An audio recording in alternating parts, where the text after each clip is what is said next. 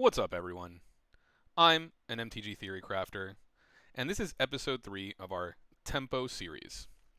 In this episode, we're going to take a look at the model that we developed in episode 2 and actually apply it to the examples that we came up with in episode 1 to make sure that our model actually matches up with the reality that we were feeling in those examples from episode 1.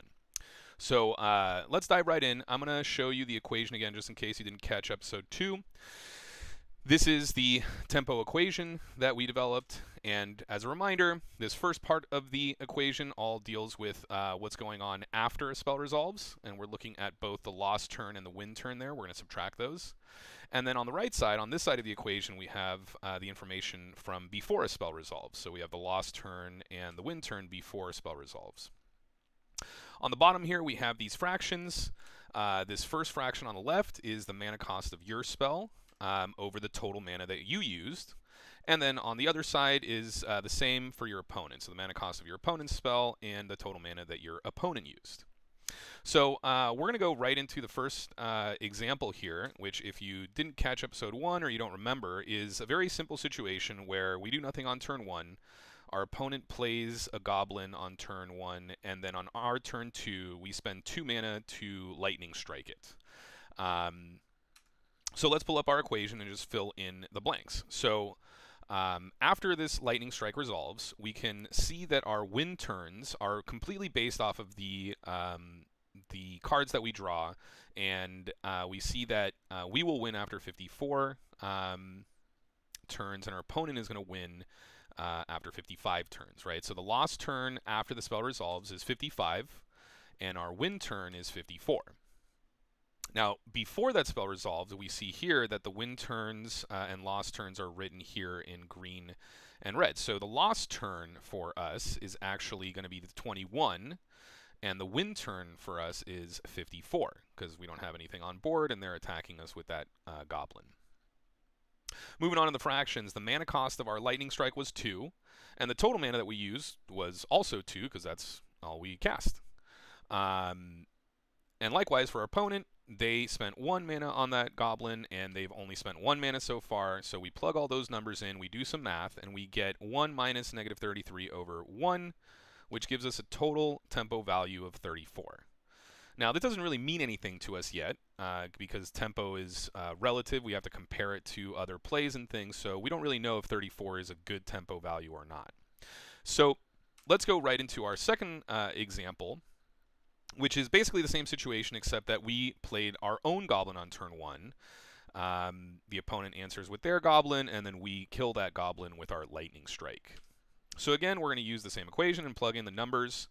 After that lightning strike resolves, our lost turn is 55, but now our win turn is 21 because we have that goblin there.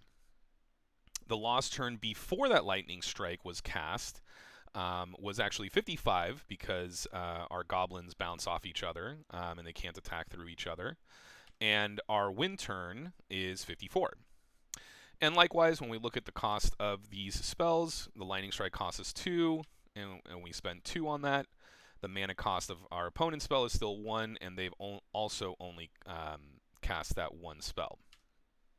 So when we look at the value that we get, 34 minus 1 divided by 1 gives us a total tempo of 33, which is actually interestingly less than what we had in example 1, right?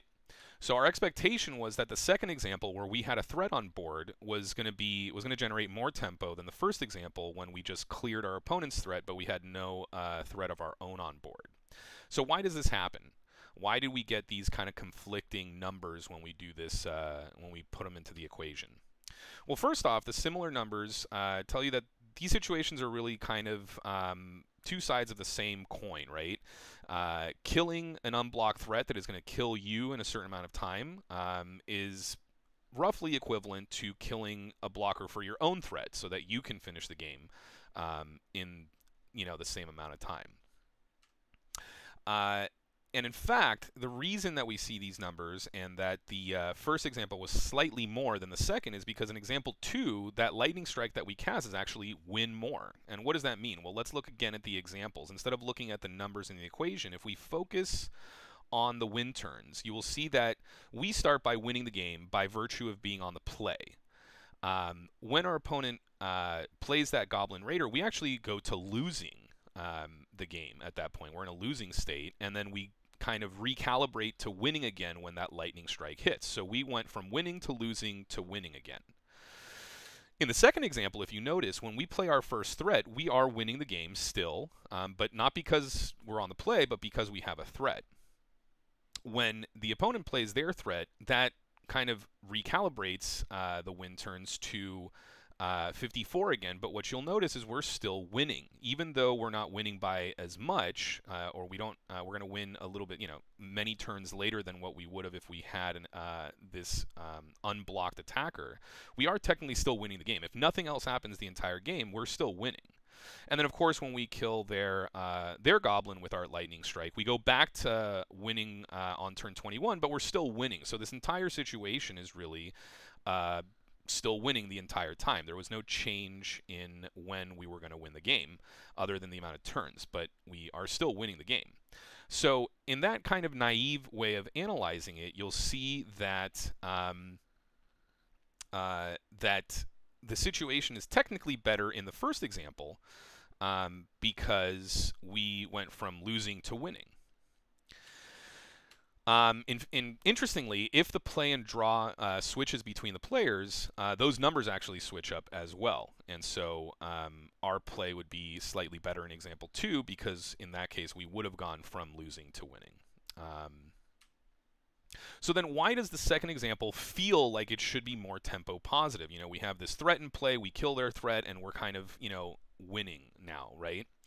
Well, that's actually because the goblin that we played on turn 2 or turn 1 was not included in the total mana of our equation. So this calculation is actually a little bit mistaken because we only focus on the mana that was used for the lightning strike, and we need to make sure we take into account that goblin that is putting that clock on our opponent.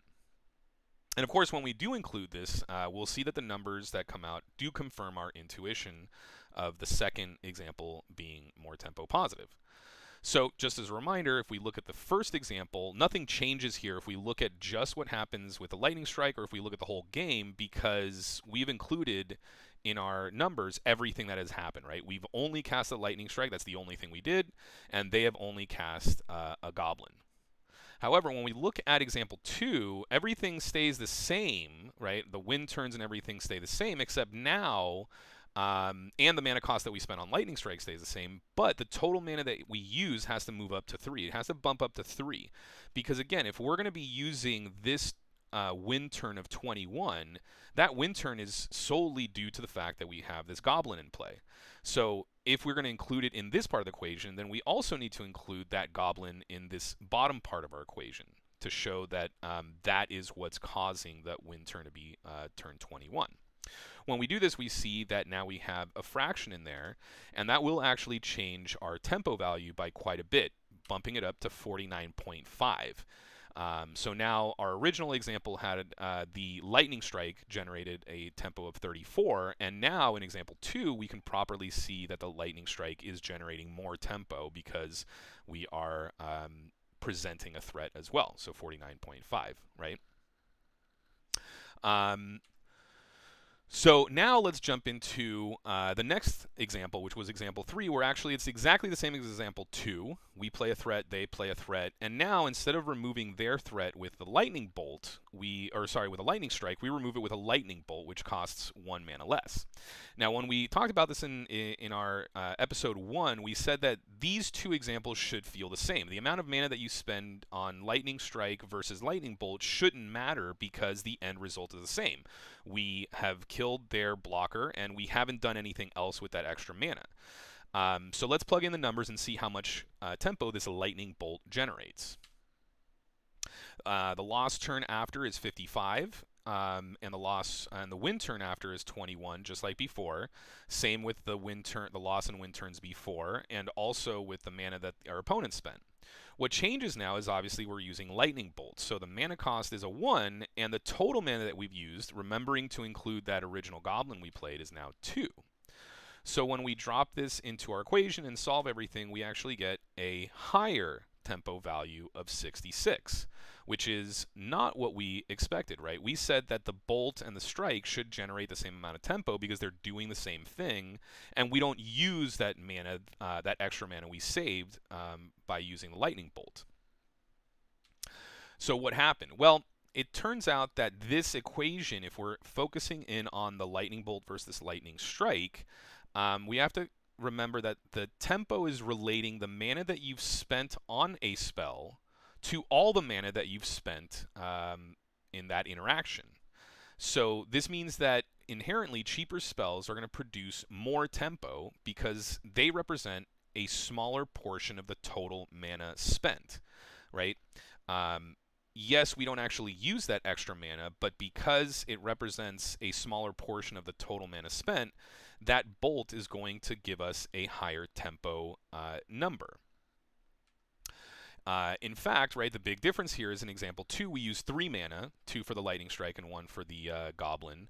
But in example 3, we only use 2 mana. So it's actually a little bit difficult to compare the two specifically like that. So then why do we feel like these examples should be producing the same amount of tempo? Well, that reason is actually because we're focusing on these two individual spells, on Bolt and on Lightning Strike.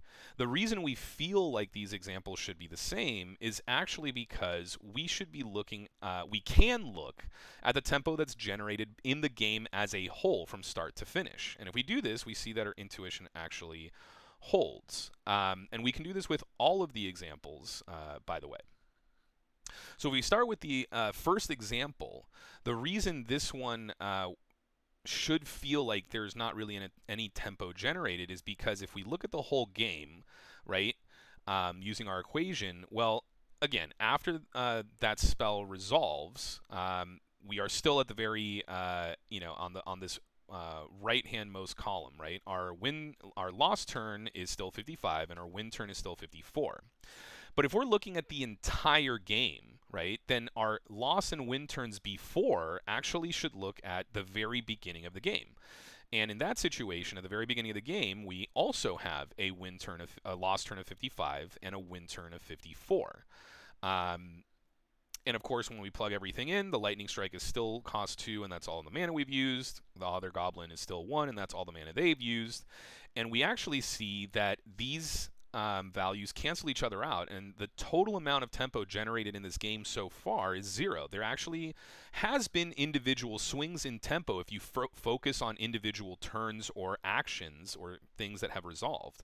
But if you look at the entire game from start to finish, we see that after all the dust is settled, we are right back to where we started. There has been no tempo generated in this game, even though individual spells might have caused tempo to be generated inside of each of the turns in that game. So when we do the same analysis with example 2, what we'll see here is, again, the lost turn is 55 and the win turn is 21. But here, we can't just look at the situation 1 or 2 turns ago. We need to look at the entire thing from the very beginning of the game.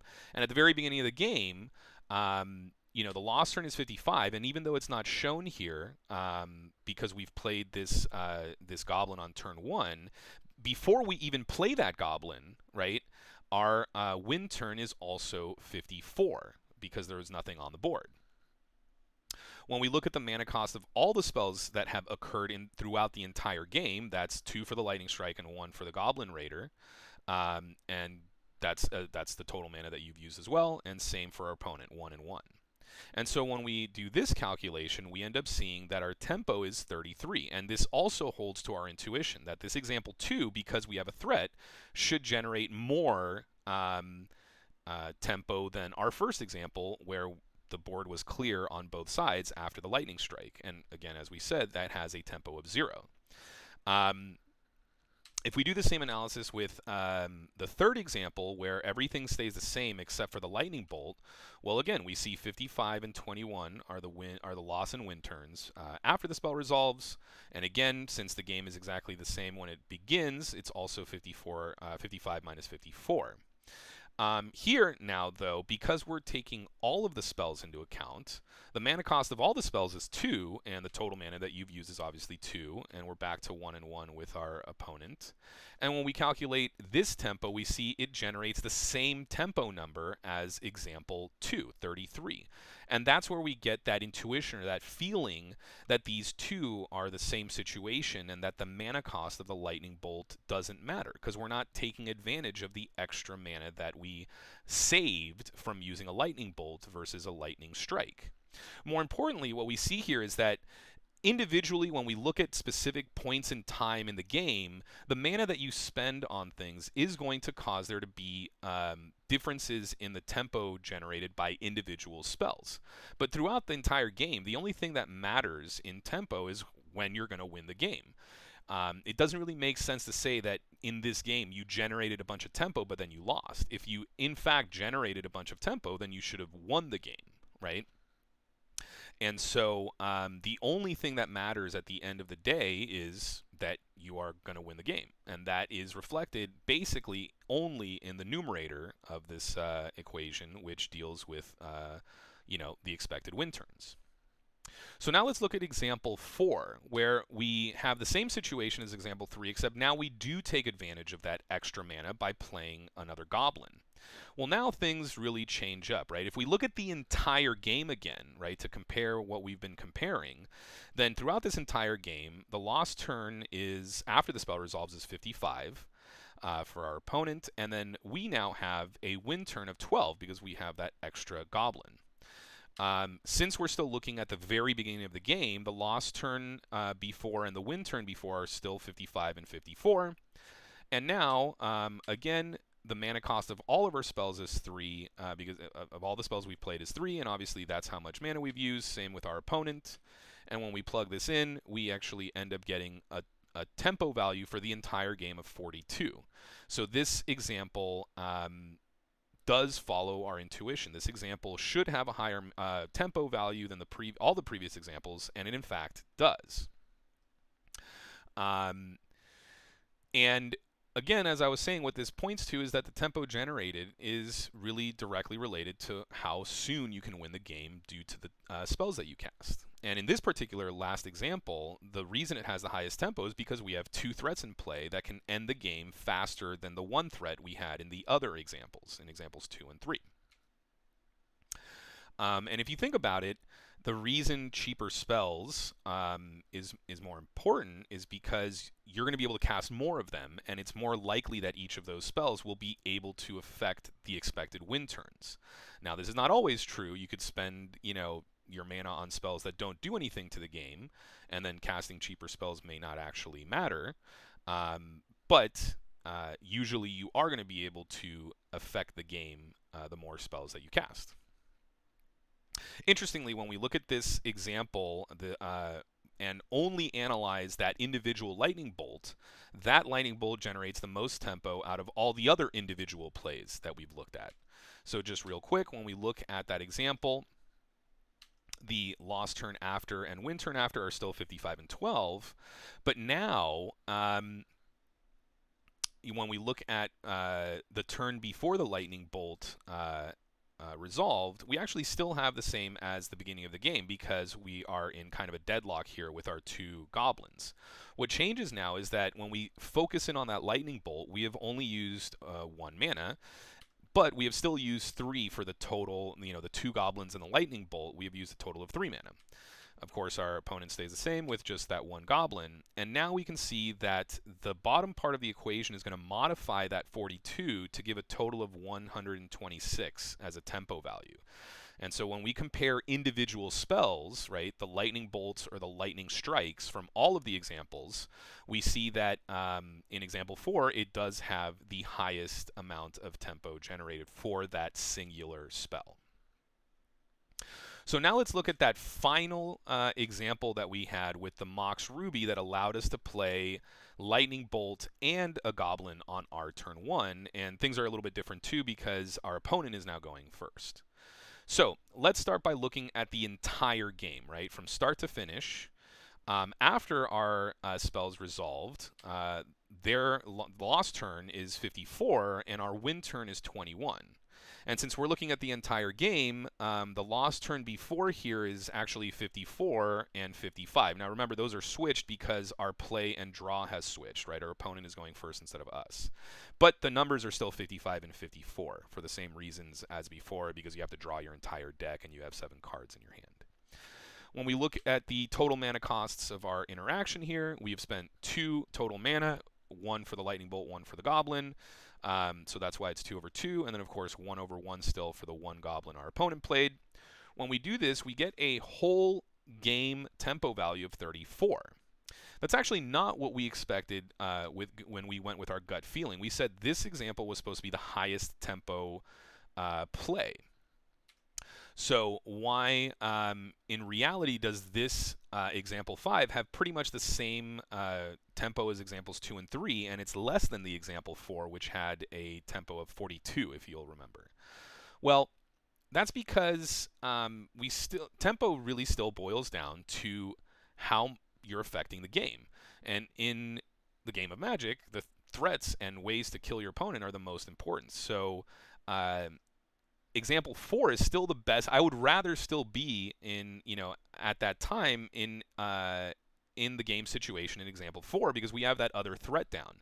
We don't know what's in our hand for this last example. We could have a bunch of lands that we can't do anything with, and if we can't continue to add to our clock, right, then we are technically not in as good as a position as we were at the end of example 4 when we had 2 threats in play and our opponent only had 1. Right? So overall, example 4 is the best game situation from start to finish. So then why do we feel like this is a high tempo play? Well, we feel like this is a high tempo play for 2 reasons. And in fact, the first thing is what we're going to show in the next example here when I go through it, is that individual lightning bolt actually does have the highest tempo of any of the individual spells we analyze. That's where we get that feeling from, is that the bolt is the highest tempo play. And this is true even though we only spent 2 mana, right? It's crazy. I mean, that's really good for only spending 2 mana, and it just further proves that the Moxen, all the Moxes are just really broken cards. They allow for individual game situations that are extremely high tempo and can set you to be in a better position than other plays, right? So you have to remember this is only 2 mana and still only on turn 1. So even though the game situation itself is worse than example 4, you still have 1 more turn to make that better than the example 4, right? On our next turn, on turn 2, we'll have 3 mana to play with instead of 2, and as you can see, that has the potential to change the win turn by a lot more by turn 2 than in example 4. So in any case, let's take a look at that real quick. If we focus on just the lightning bolt, we see that, again, the lost turn after is 54, the win turn after is 21. But now, if we just focus on the immediate turn before the lightning bolt is cast, we see that the lost turn there was actually 21, and our win turn was 55. So we totally flipped the tables on our opponent. In this case, if we focus on the lightning bolt, that's only 1 mana that we used for that spell out of the 2 total mana that we used. But our opponent is still obviously spending 1 and 1 for their 1 goblin. When we plug all that in, we end up getting an individual tempo value for this lightning bolt of 132, which in fact is more than the 126 that we got for the lightning bolt in example 4. So it's not a lot. It's not a lot more tempo, but it's more tempo, and it's doing it with less mana. So communicates kind of everything that we've wanted to talk about with tempo. So let's look at some final thoughts and takeaways. The first thing I want to remind you is that we've looked at how to calculate tempo in 2 ways. One, by looking at individual spells and the tempo that the individual spells generate in relation to all the other spells that you've cast. And the other one is to look at the entire game as a whole. And when we do that, the games actually really follow our gut intuition, right? That those calculations are exactly what we would expect in our situations. The faster we can win a game, the better tempo that game, the more tempo that has been generated in that game. when we look at individual spells, they can be a little unintuitive, but they do ultimately make sense when you remember that we're looking at those spells in relation to the other spells you've cast in that turn and how much mana you've used that turn. The next thing is, at the end of the day, Magic is about winning the game. If you're not winning the game, then you're just having fun another way, which is totally fine, but that is the end goal of the game. That means that the highest tempo games are the ones that are going to make you win the game the fastest, no matter what turn, no matter where, no matter what other situations are going on. If you focus on how fast you win the game, those are going to be the highest tempo games. And kind of a corollary to that is that individual cards that are cheap are good and high tempo plays, but they're only as good as how much they affect the game, right? How much they change the expected win turns for you and your opponent. Other interesting thing that we didn't talk about during the episode, but that I'll point to here, is that the mana usage indirectly addresses card advantage. In example 2 or 3, in example 2 and 3, where we used Lightning Strike and Lightning Bolt, we ended up having the same tempo because we couldn't use that extra mana that we saved from the Lightning Bolt, right? It was only in example 4 where we were able to continue playing that second threat that we were able to capitalize on the cheaper spell that we played, right? And so if you're in a situation where you have that extra mana but you can't use it because you don't have cards, because maybe it's later in the game and you've used all the cards, or your opponent has caused you to has made plays that have better card advantage or something like that, then you can't use and capitalize on that tempo that you generated by casting cheaper spells, right? Having lots of mana is essentially useless if you don't have cards to spend that mana on. And likewise, having lots of cards is useless if you don't have the mana to spend on them, right? So card advantage, and that's one of the biggest things with card advantage and definitions of card advantage. Lots of players and veterans like to say card advantage wins games, but it really doesn't. It only wins games if you can use those extra cards, and you need the mana to use them. So card advantage is good only relative to the mana that you have to spend on those cards. So where do we go from here? How can we use the equation to get better at Magic? Well, the first thing that I want to point out is that these examples were really just meant to show you that the equation works as intended. What we want to do with this equation is develop heuristics that we can use throughout games, because plugging numbers in is not super helpful when a lot of these things you'll have to be doing it in the middle of the game and you have to really analyze everything. So the point is not to actually use the equation to plug numbers in and compare results. Really, it's about analyzing what the equation is telling us and then developing heuristics from there. In the next episode, we're actually going to develop the expected win turn a little bit more, because so far we've only really looked at expected win turns in relation to the clock that's on board. But for people that are good at math and veterans, you understand that when you're going to win the game also depends a lot on what cards you have in hand and what cards you have in the library that you can draw into, right? And so you have to take that into account when you're talking about expected win turns, because expected win turns essentially are probabilistic.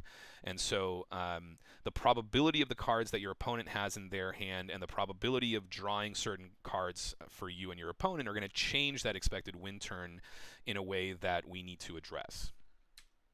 After that, in episode 5, we're actually going to talk about deck archetypes and how decks win, how they aim to win the game. Because if Magic is all about winning the game, and tempo is about winning the game, then one of the useful things about this equation is going to be to help us understand how your opponent is going to win the game and how you're going to win the game, and how you can progress that winning throughout the game that you're playing.